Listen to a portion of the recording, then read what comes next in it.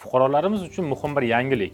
Vazirlar Mahkamasining 2025-yil 4-sentyabrdagi 562-sonli qaroriga asosan avtomobil transport vositalarini ro'yxatdan o'tkazish hamda davlat raqam belgilarini berish tartibiga o'zgartirishlar kiritildi.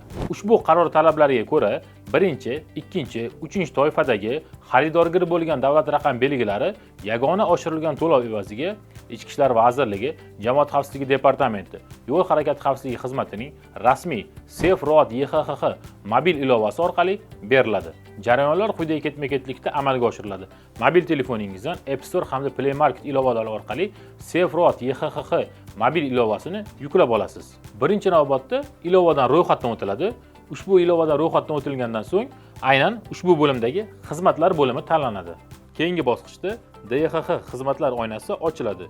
Ushbu oynada avtoraqam sotib olish bo'limi tanlanadi. O'zingizga yoqqan davlat raqam belgisini tanlaysiz va ushbu raqam uchun ariza yuborasiz. Arizalar muvaffaqiyatli shakllantirilgandan so'ng mobil ilova orqali sizga invoyslar yuboriladi.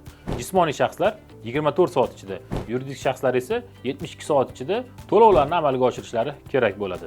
Muhim bir eslatma: agarda belgilangan vaqt ichida ushbu to'lovlar amalga oshirilmasa, tizim avtomatik tarzda arizalarni bekor qiladi. Ushbu turdagi xaridorgir bo'lgan davlat raqam belgilari uchun jismoniy shaxslar bazaviy hisoblash miqdorining 17 baravari miqdorida, yuridik shaxslar esa bazaviy hisoblash miqdorining 25 baravari miqdorida to'lovlarni amalga oshirishlari lozim bo'ladi. Barcha bosqichlar yakuniga yetgandan so'ng siz to'lov ma'lumotlaringizni tekshirishingiz va sotib olingan davlat raqam belgilarini 1 oy muddatda hududiy ro'yxatdan o'tkazish bo'limlaridan belgilangan tartibda rasmiylashtirib olib ketishingiz mumkin bo'ladi.